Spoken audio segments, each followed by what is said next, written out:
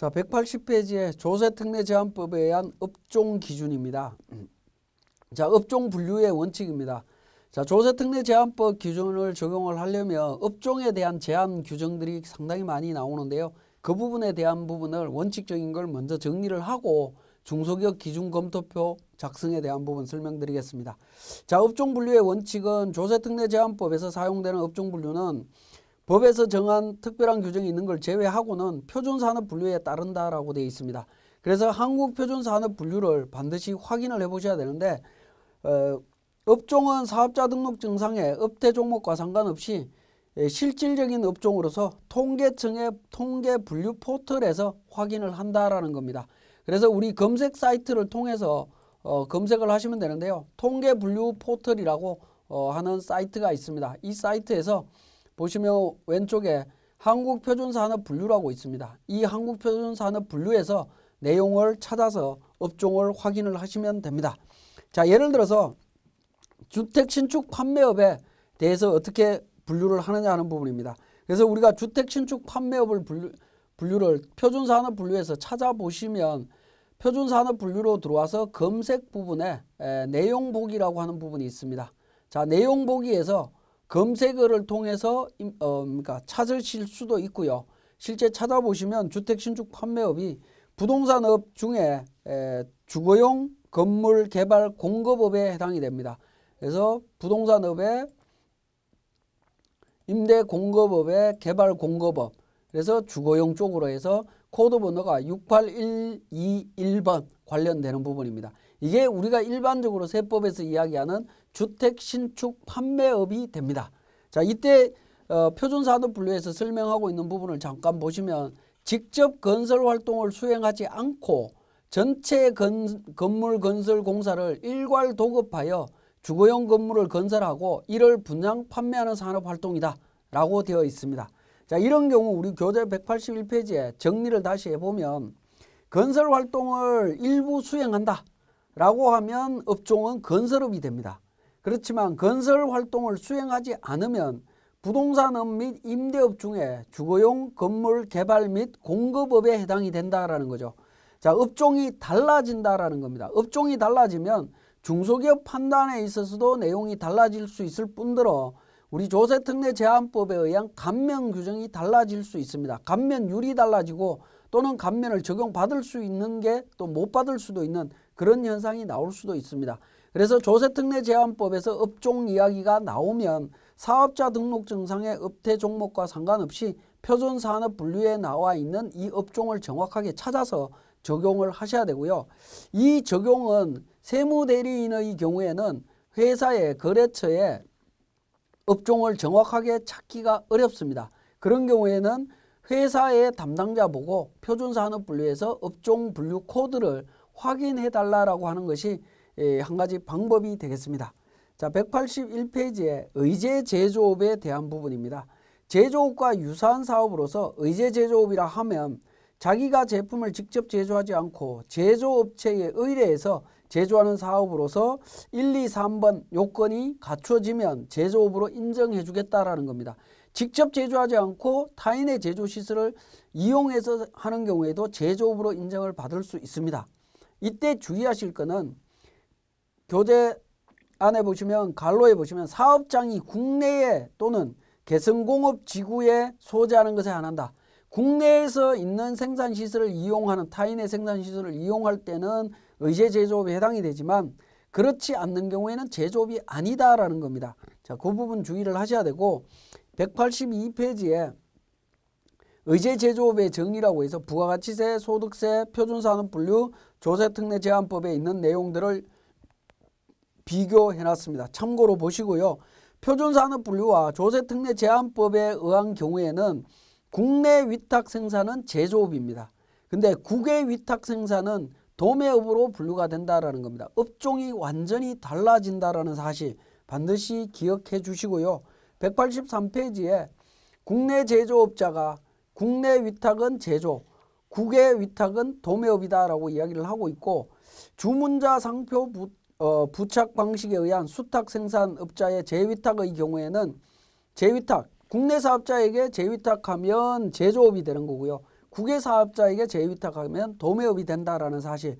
자, 이 부분 기억해 주시고 3번에 소득세법상의 업종별 그룹 구분 판정 기준 나와 있는데 요거는 참고로 보시면 되겠습니다.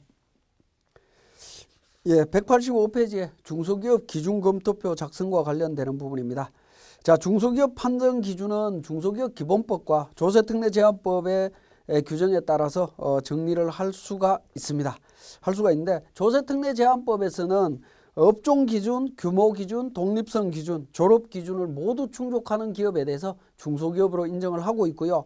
중소기업 기본법에서는 업종에 대한 제한이 없이 규모, 독립성, 졸업 기준으로 이렇게 규정이 되어 있다라고 보시면 되겠습니다. 양자의 차이는 업종의 제한이 있냐 없냐의 문제입니다. 자, 첫 번째 업종에 대한 기준입니다. 종전에는 중소기업 판정할 때 업종에 대한 제한이 있었는데 지금은 모든 업종으로 확대를 하면서 다만 이제 소비성 서비스업인 경우에는 중소기업으로 인정하지 않는다. 몇 개 업종만 제외를 하고 있습니다. 그 업종이 186페이지에 호텔업, 여관업, 여기에 이제 관광진흥법에 따른 관광숙박업은 제외됩니다. 물론 중소기업이 된다라는 얘기입니다. 자, 주점업, 일반 유흥주점업, 무도 유흥주점업, 그 다음에 식품위생법에 따른 단란 주점업만 해당이 되고요. 관광진흥법에 따른 외국인 전용 유흥음식점업, 관광유흥음식점업은 제외한다. 즉 중소기업이 된다라는 겁니다.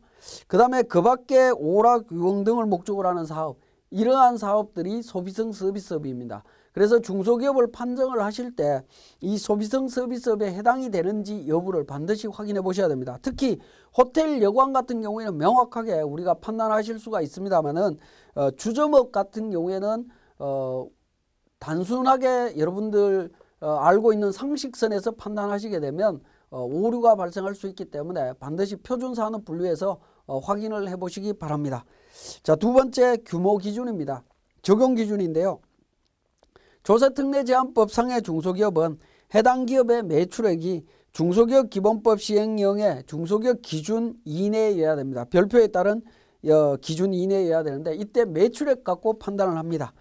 자, 187페이지에 내용을 보시면 제조업부터 시작해서 쭉 나열이 되어 있는데요. 제조업부터 해서 1번부터 6번까지 업종은 평균 매출액이 1,500억 이하입니다. 그 다음에 7번부터 23번에 있는 도소매까지는 1,000억 이하입니다.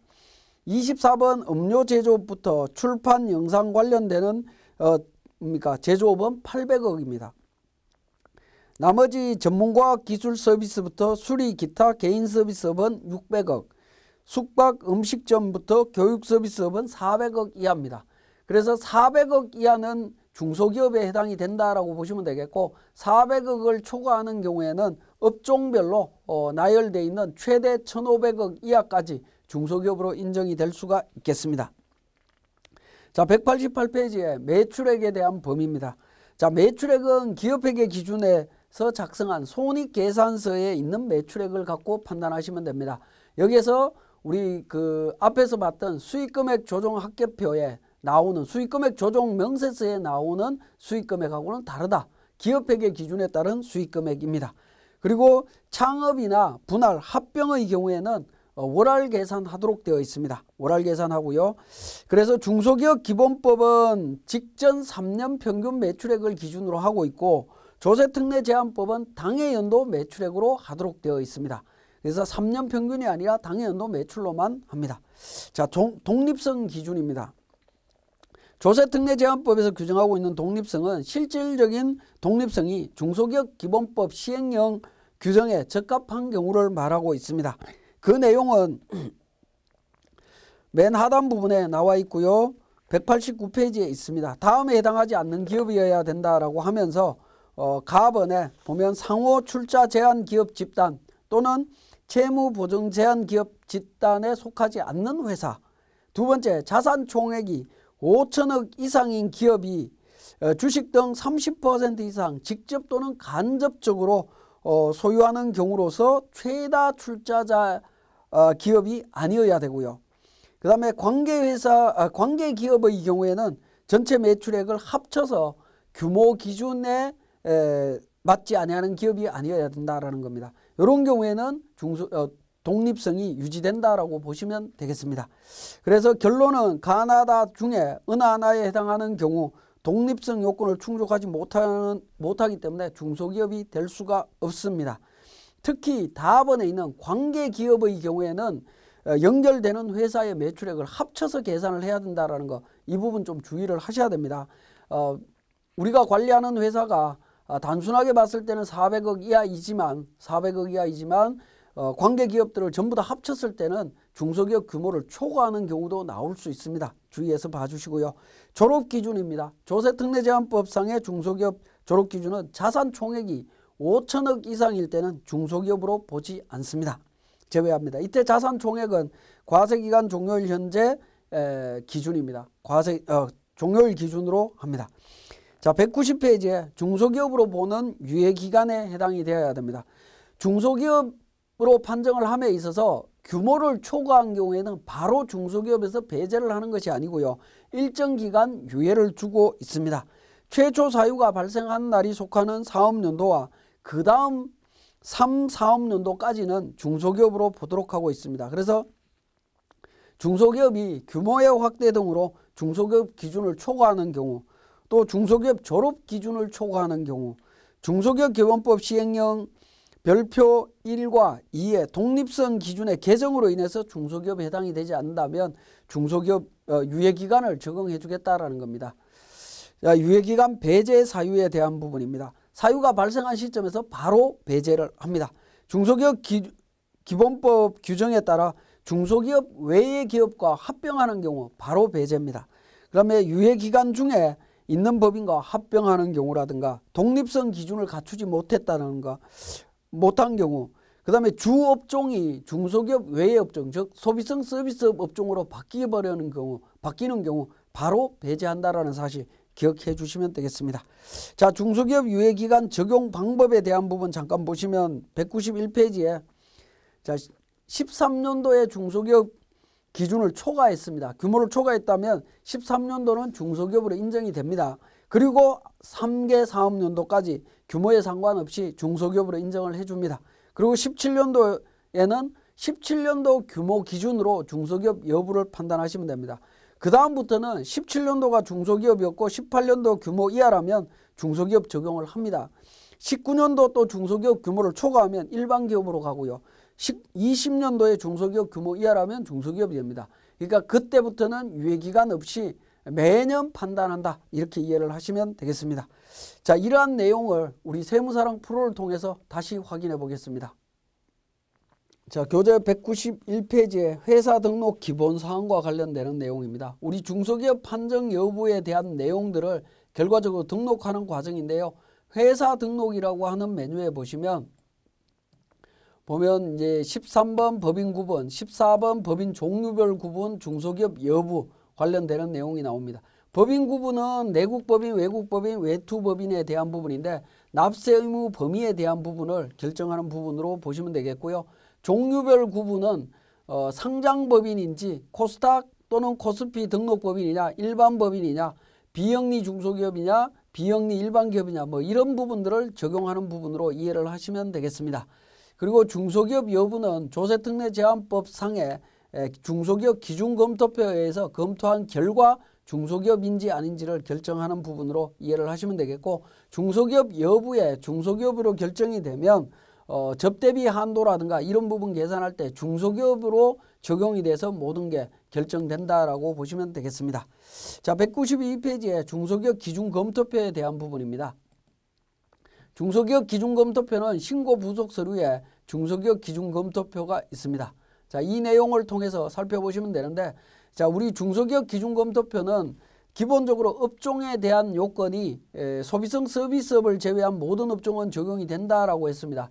그런데 제가 이 강의를 진행하는 이 시점에 우리 세무사랑 프로는 중소기업 기준검토표 개정 내용이 아직 업데이트가 안 되어 있다 보니까 과거 기준으로 판정이 되고 있습니다. 작성 방법을 눌러보면 작물 재배업부터 시작해서 과거에 있던 업종 제한 규정이 보입니다만 이 부분은 우리 3월 달에 법인세 신고할 때 프로그램이 업그레이드 돼서 개선될 걸로 보입니다. 자, 그렇게 참고하시면 되겠고요. 업종은 우리 건설업이기 때문에 주업이 건설업이었죠. 주업을 판단하는 기준은 수익금액 기준으로 봅니다.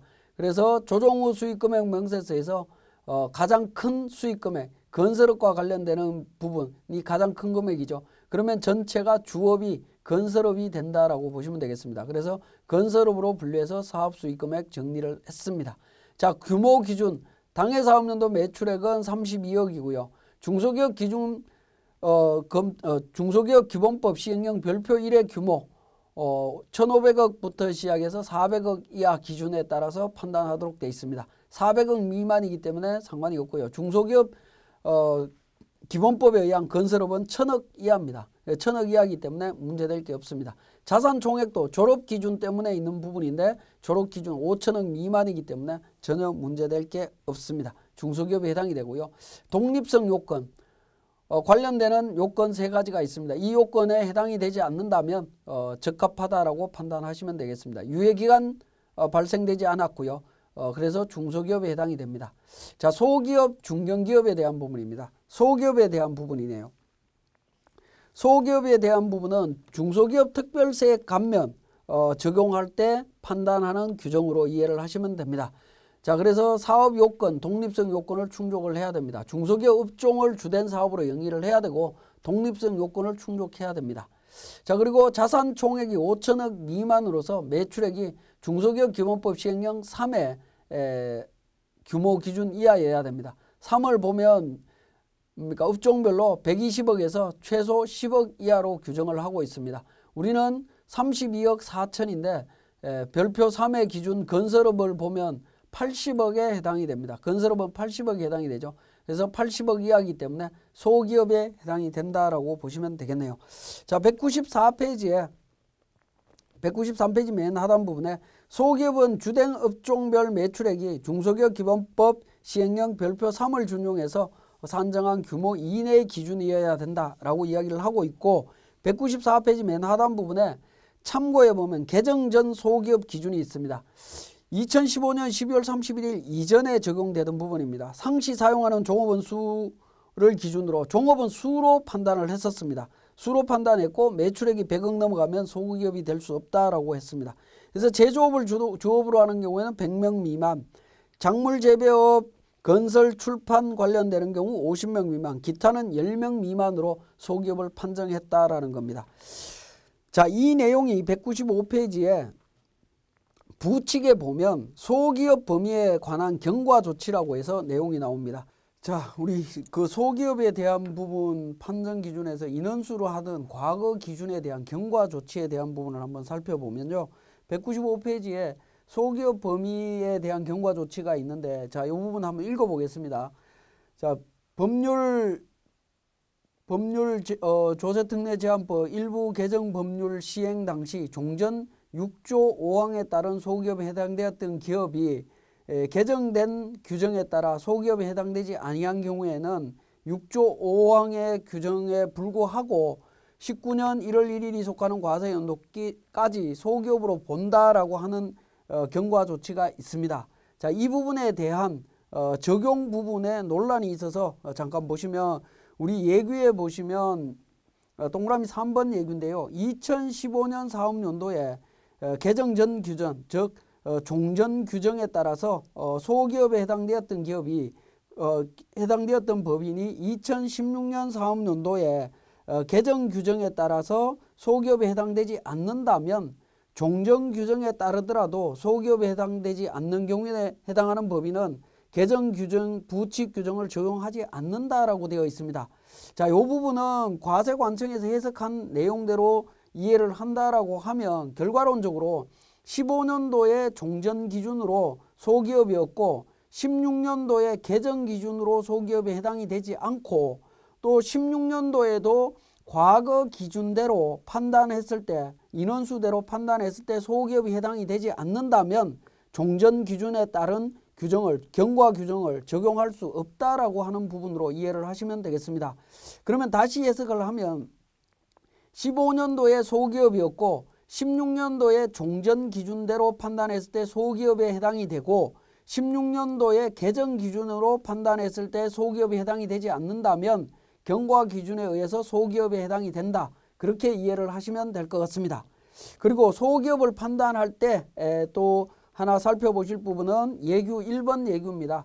소기업의 판정 시에 매출액은 당해 기업의 매출액으로만 판정을 하는 거고요. 관계 기업의 매출액은 합산하지 않습니다.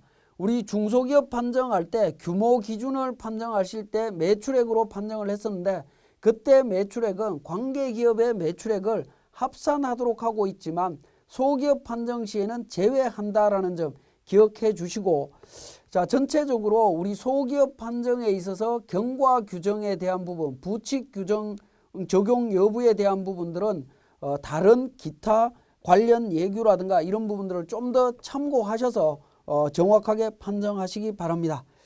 자, 라번의 중견기업에 대한 작성 부분입니다. 자, 우리 중소기업 기준검토표의 중견기업에 대한 부분입니다.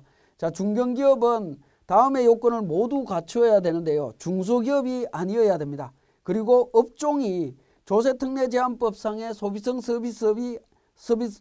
서비스업이나 금융업, 보험, 연금업, 금융보험 관련 서비스업을 영위하지 않아야 됩니다. 그리고 소유와 경영의 실질적인 독립성이 있어야 되고요.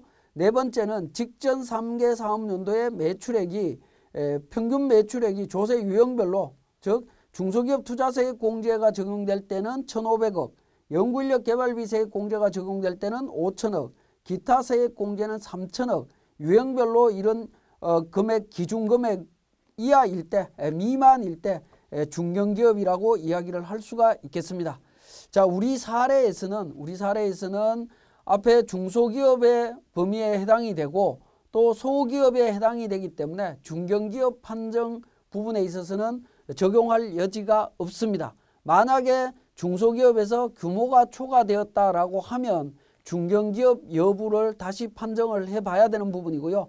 이때 중견기업에 해당이 된다라고 하면 조세특례 제한을 적용받을 수 있는 요건이 되겠습니다. 중견기업에 대한 조세특례를 적용받을 수 있다라고 보시면 되겠습니다.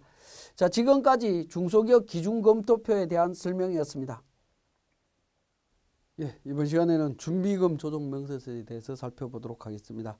자, 준비금이라고 하는 부분은 장래 발생 가능성이 있는 특정 자산 취득이나 비용에 대해서 세법에서 미리 송금으로 인정해주는 제도입니다. 근데 현행 세법에서는 비영리법인에 적용되는 고유목적 사업 준비금 정도 남아있고 조세특례제한법에서 규정하고 있던 준비금들은 이미 다 그 규정들이 삭제되었고 지금 현재 환입에 대한 내용들만 남아 있습니다. 자, 그 부분들을 한번 정리해 보면 법인세법상의 준비금 관련해서는 고유목적 사업 준비금이고요. 원칙적으로 결산조정에 의해서 송금 산입이 됩니다. 자, 고유목적 사업 준비금은 비영리 내국 법인이 각 사업연도 소득에 그 법인의 고유목적 사업 또는 지정기부금에 지출하기 위해서 고유목적 사업 준비금을 계상하는 경우에는 그러니까 일정 금액을 송금으로 인정해주고 있습니다. 결산 조정이 원칙이고요. 다만 이제 주식회사 외부 감사에 관한 법률에 의해서 감사인의 회계 감사를 받는 비영리 내국 법인의 경우에는 신고 조정도 허용을 하고 있습니다. 자, 이렇게 설정된 고유목적 사업 준비금은 305페이지에 고유목적 사업 준비금을 사용해야 되는데 사업 종료일로부터 사업연도 종료일로부터 5년이 되는 날까지 고유목적 사업 또는 지정기부금에 지출해야 되고요. 준비금을 환입을 합니다. 송금 산입한 후에 뭐 해산을 했거나 또는 전부 폐지했다든가 하는 사유가 발생했을 때는 환입 절차에 의해서 입금 산입하게 됩니다. 그리고 이때 환입을 하게 되면 이자 상당액을 납부해야 되는데요. 송금으로 계상한 사업연도 종료일 이후 5년이 되는 날까지 고유목적 사업 등에 사용하지 못한 준비금이 있다라고 하면 법인세 차액 상당액을 이자 상당 일수 곱하기 만분의 3원으로 해서 추가 이자 상당액을 납부해야 됩니다. 자, 고유목적 사업준비금은 일반 영리법인은 적용되지 않고 비영리법인만 적용되기 때문에 기본적인 개념만 말씀을 드렸습니다. 자, 조세특례제한법상의 준비금에 대한 부분입니다. 과거에는 조세특례제한법상의 준비금이 상당히 많이 있었습니다만은 지금 현재 남아있는 제도라고 하면 추가로 설정할 수 있는 송금 산입할 수 있는 준비금은 없습니다. 없고 연구인력 개발비 준비금에 대한 환입 절차에 대한 부분만 남아 있습니다. 그래서 연구인력 개발비 준비금에 대한 부분을 보시면 내국법인은 2013년 12월 31일까지 준비금을 설정할 수 있다라고 되어 있습니다. 그렇기 때문에 추가 설정은 더 이상 할 수 없다라는 부분이고요. 307페이지에 연구인력 개발비 준비금의 환입에 대한 부분입니다. 준비금을 송금 산입한 연도가 끝난 날 이후 3년이 되는 날까지 연구 개발에 사용을 했다면 3년 동안 환입 절차가 남아 있습니다. 그리고 미사용분에 대해서는 즉시 3년이 되는 날이 속하는 과세 연도에 즉시 환입하는 절차가 있습니다. 그래서 307페이지의 내용을 보시면 그 표로 제가 그려놨습니다. 내용을 같이 한번 보겠습니다. 자, 2013년에 준비금을 설정을 했다라고 가정을 하겠습니다. 자, 설정을 했다라고 하면 14년, 15년, 16년도 되는 이 시점에 3년차 되는 날이죠. 3년차 되는 날에 사용분과 미사용분에 대해서 환입 절차가 들어가게 됩니다. 사용분에 대해서는 3년 균등 환입이고요. 미사용분은 일시 환입이 됩니다. 일시 환입 절차를 거치게 된다라는 거죠. 자, 거치게 되는데 지금 보시면 지금 당해 연도는 2017년이죠. 17년도가 되겠습니다. 17년도는 13년도에 설정했던 분이 16년도에 1차 환입이 일어났을 거고요. 1차 환입이 일어났을 거고 13년도 분에 대해서 17년도에 2차 환입 절차가 진행이 된다라고 보시면 되겠습니다. 즉 2차 환입 절차라고 하는 부분은 사용분에 대해서 3년간 균등하는 두 번째 연도라고 보시면 되겠습니다. 자, 그러면 12년도에 설정했던 부분이 있겠죠. 2012년도에 준비금을 만약에 설정을 했다라고 하면 12년도 분은 15년도가 1차 환입을 진행을 했을 겁니다. 그리고 16년도에 2차 환입을 진행을 했을 거고요. 자, 17년도가 3차 환입 대상입니다. 3차 환입 대상입니다. 자, 그래서 준비금, 연구인력 개발 준비금을 설정했다면 올해 2017년 귀속사업연도에 확인하실 부분은 12년도 준비금 설정분과 13년도 준비금 설정분에 대한 사용분에 대한 환입 절차만 지금 남아 있습니다. 307페이지에 맨 하단 부분에 연구인력 개발비 준비금 미사용분의 이자 상당액에 대한 규정은 작년까지 적용이 됐었고 올해는 미사용분에 대한 내용이 나타날 수가 없기 때문에 내용은 그냥 참고로 보시면 되겠습니다. 자, 그러면 우리 세무사랑 프로를 통해서 실제 적용되는 과정을 살펴보겠습니다. 자, 교재 308페이지에 연구인력개발비에 대한 세무조정 사례입니다. 자, 자료를 보면 연구개발준비금을 잉여금 처분에 의해서 12년도에 9천만 원, 13년도에 7천만 원 설정했고, 자, 사용한 금액은 1억 5천입니다. 2013년도 과표 금액이 있고 기업회계 기준상의 매출액이 있습니다. 매출액이 있지만 자, 12년, 13년도에 설정된 준비금에 대한 환입 부분만 17년도에 진행이 된다라고 보시면 되겠네요. 그래서 308페이지에 설정에 대한 세무조정 없다라고 말씀드렸고요. 309페이지에 환입에 대한 세무조정에 대해서 송금 산입한 준비금을 법정 용도에 맞게 사용한 경우에는 3년 거치 3년 균등 분할 환입하기 때문에 환입하고 미사용분에 대해서는 전액 환입합니다. 근데 미사용분에 대한 부분은 작년까지 진행이 됐던 부분이고요. 올해는 이제 균등 환입 부분에 대한 부분만 신경 쓰시면 되겠습니다. 자, 우리 공제 감면 쪽에 보시면 준비금 등 조정이라고 해서 연구인력 개발비 준비금 조정 명세서가 있습니다. 자, 첫 번째 송금 산입 조정은 설정할 필요가 없다라고 말씀드렸고요. 입금 산입 조정입니다. 입금 산입 조정에 2012년도에 9천만 원 설정한 부분, 사용 부분 9천만 원에 13년도 7천만 원 중에 3년 경과분 6천만 원 사용 부분에 기록을 했습니다. 원래 7천만 원 기록하고 6천만 원 기록하고 기타 부분에 1천만 원 기록해야 되지만 기타와 관련되는 부분은 이미 환입 절차가 다 진행이 됐기 때문에 더 이상 진행하실 필요는 없다라고 보시면 되겠습니다. 자, 12년도 설정분은 올해가 3차 환입이죠. 3차 년도 환입에 대한 부분이니까 9천만 원에 대한 3천만 원, 3분의 1, 3천만 원 환입입니다. 그리고 6천만 원에 대한 13년도 설정분은 2차 환입에 해당이 됩니다. 2천만 원에서 총 5천만 원을 환입 절차를 진행해야 된다라는 겁니다. 그래서 F3번 조정 등록을 통해서 준비금 과소 환입에 대한 부분 진행을 해주시면 됩니다. 연구인력 개발 준비금 5천만 원 유보 감소로 세무조정을 해주시면 되겠습니다. 자, 그래서 연구인력 개발 준비금에 대해서는 여러분들이 조심하셔야 되는 부분은 과거 2012년 13년도에 설정한 준비금이 있다면 올해도 환입에 대한 세무조정은 반드시 진행되어야 된다라는 부분 강조드리면서 준비금에 대한 설명 마치겠습니다. 자, 이번 시간에 소득구분계산서 설명드리겠습니다. 소득구분계산서에 앞서서 328페이지에 제4장 세무사랑 프로에 의한 세액계산 과정에 대한 부분인데요.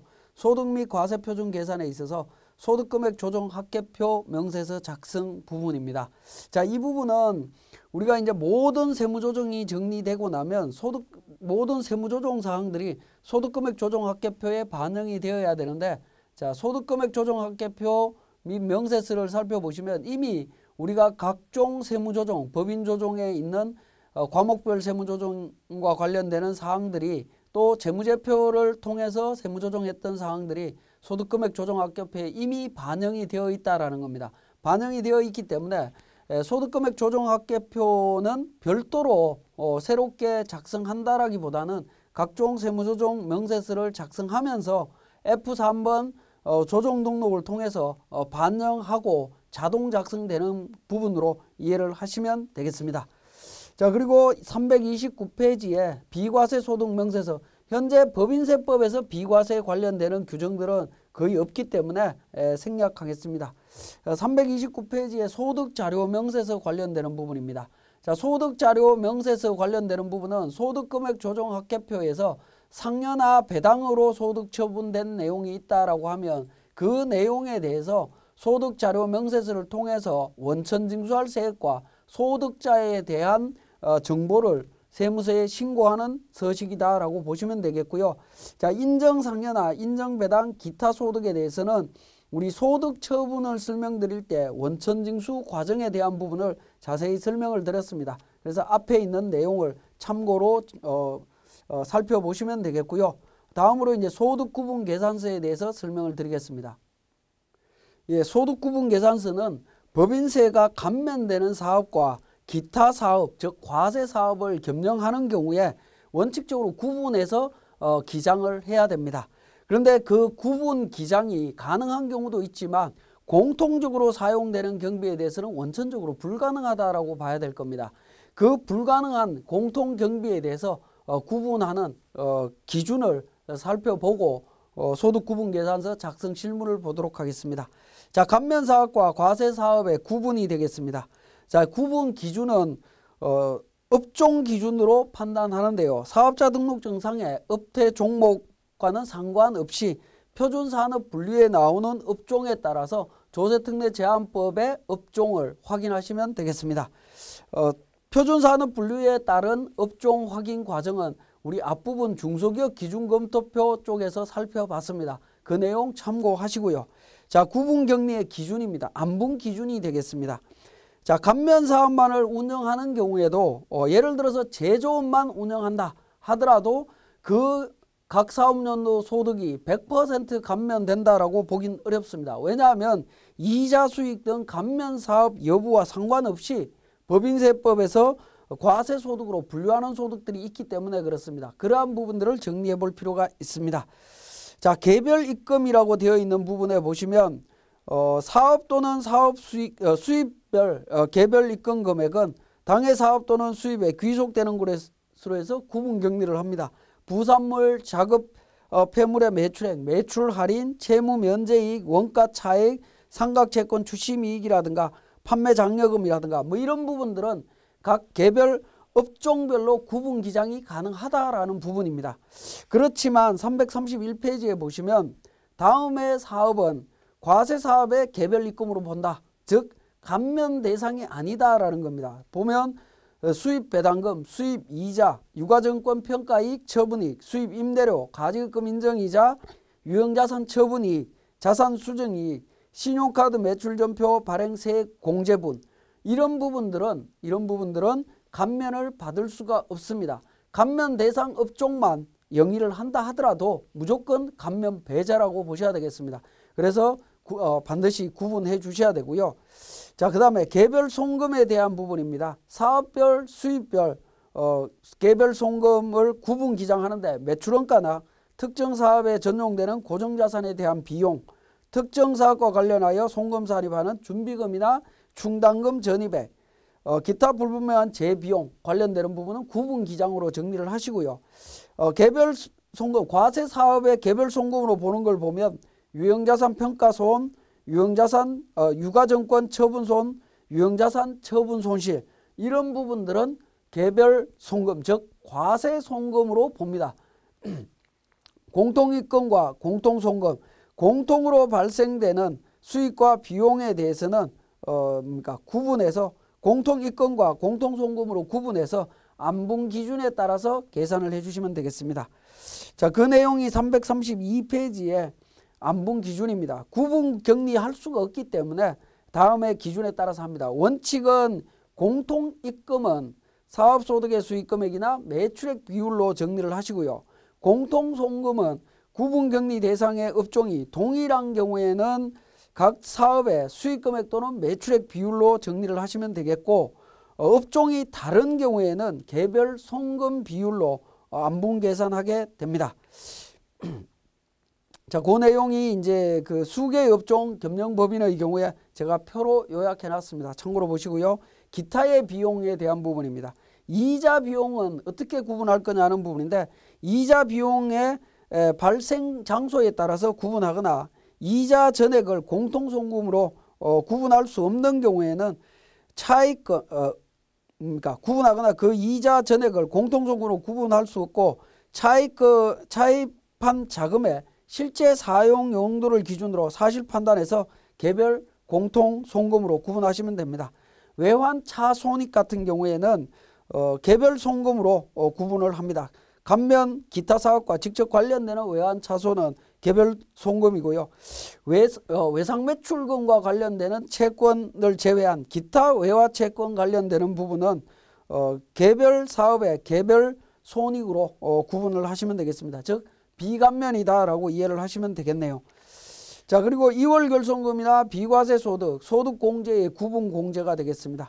자, 이 부분은 감면사업과 기타 과세사업 소득에서 각각 공제를 합니다. 각각 공제를 하는데 구분이 불가능한 경우에는 소득금액 비율로 안분 계산해서 적용을 하시면 되겠고, 기부금 같은 경우에도 구분격리해서 사용을 하시면 되는데, 이때 구분격리가 어렵다라고 하면 업종이 동일할 때에는 매출액이나 수익금액 기준으로 업종이 다르다라고 하면 개별 송금 비율로 안분 계산을 하시면 될 것 같습니다.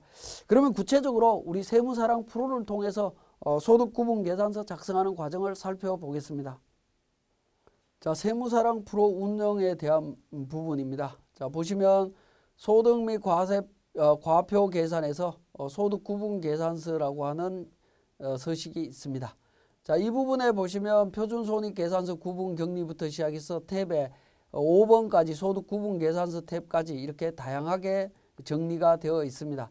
표준손익계산서 구분격리라고 하는 탭에 기본적으로는 표준손익계산서 정보들이 반영이 되어 있습니다. 이 표준손익계산서에 대한 부분을 감면업종과 기타 업종으로 구분해서 표시를 해주시면 되겠습니다. 구분해서 표시를 하시는데, 자, 먼저 매출액에 대한 부분입니다. 매출액에 대한 부분들을 업종별로 정리를 하는데, 이 부분에 대해서 감면분 또는 합병승계사업분에 해당되는 업종을 미리 등록을 해주시면 됩니다. 제조업 또 기타 사업과 관련되는 부분 정리를 해주시면 되는데 우리 사례 부분은 원칙적으로는 우리 수익금액 조정 합계표를 조정 후 수익금액 명세서를 보시면 건설, 제조, 도소매로 이렇게 세 가지 업종이 있습니다만은 소득 구분 계산서에서는 그냥 제조업으로만 제가 판단하고 구분하도록 하겠습니다.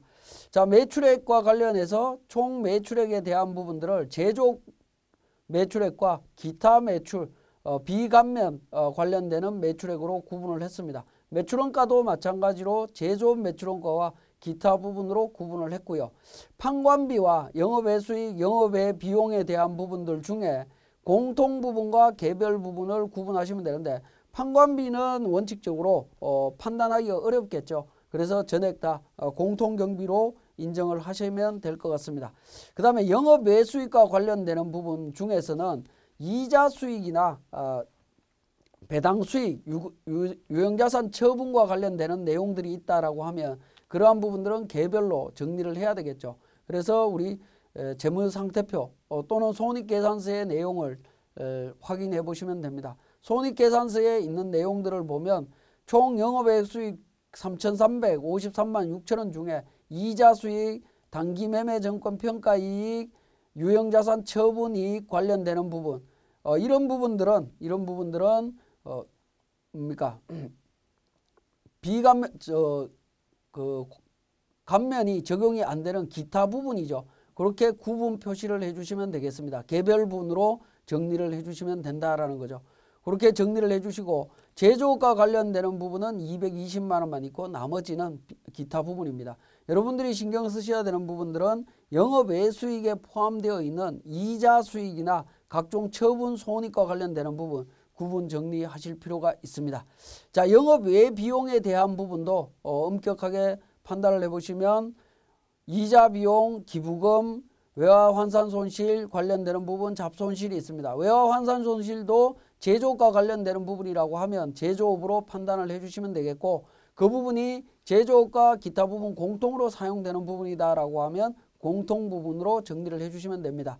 그래서 표준손익계산서 구분경리에서 감면 대상과 비감면 대상 구분을 구분할 수 있는 부분은 구분을 하시고 그렇지 않는 부분은 공통으로 표시를 해주시면 되겠습니다. 자, 두 번째 탭으로 세무조정 소득 구분입니다.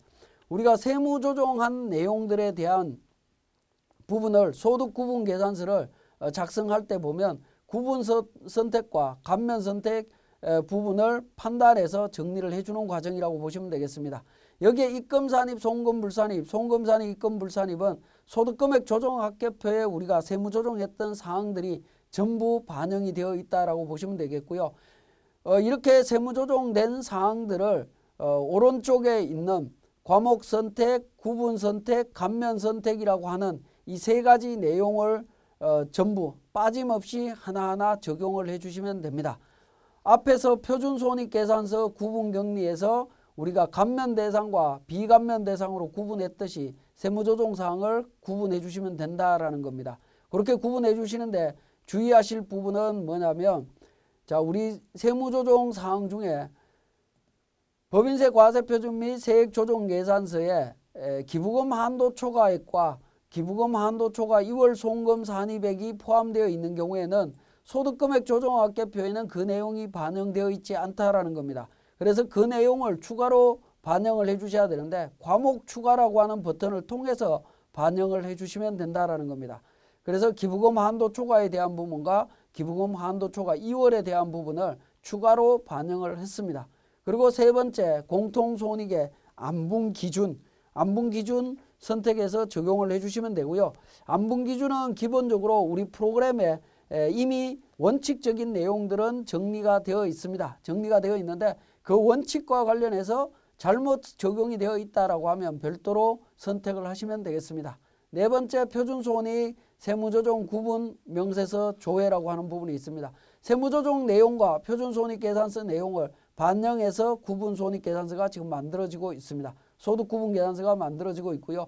다섯 번째 소득구분계산서에 가서 최종적으로 확인을 하시면 되겠습니다. 자, 이때 최종적으로 확인하실 때 12번 과세표준란에 나오는 이 부분이 지금 여러분들 화면에 보이시는 것처럼 빨간색으로 이렇게 보이는 경우들이 있습니다. 분홍색으로 보이는 경우들이 있는데 이 부분은 이 과세표준은 우리 법인세 과세표준 및 세액조정계산서에 나오는 과세표준 금액 4억 2,700과 반드시 일치해야 된다라는 거죠. 지금 여기에서는 일치되지 않고 있습니다. 일치되지 않고 있는 이유는 2월 결손금에 대한 내용이 지금 빠져 있기 때문에 그렇습니다. 그래서 2월 결손금을 반영을 해서 적용을 하는데 2월 결손금도 제조업과 비감면에 대한 부분이 구분이 불가능하다라고 하면 안분 계산을 해야 되겠죠. 안분 계산을 하는데 안분 계산은 여러분들이 직접 해서 적용을 합니다. 예를 들어서 제조업에서는 3천만 원, 기타 부분에서 2천만 원이다 라고 하면 이렇게 정리를 하시고 다시 이 서식을 인식하게 되면 과세표준 관련되는 부분이 우리 법인세 과세표준 및 세액조정계산서하고 일치되는 것을 확인하실 수 있습니다. 이렇게 일치시키시면 됩니다. 자, 그리고 제조업과 관련되는 과세표준 금액 3억 1,748만 4,028원을 기준으로 조세특례제한법에서 적용하고 있는 각종 세액 감면을 적용받으시면 된다라는 겁니다. 그래서 336페이지에 메뉴에 보시면 과세표준 금액은 법인세 과세표준 및 세액조정계산상의 금액과 일치해야 되고 구분 소득 금액을 기준으로 각종 감면세액을 계산한다라고 요약을 하고 있습니다. 여기까지 소득 구분 계산서였습니다.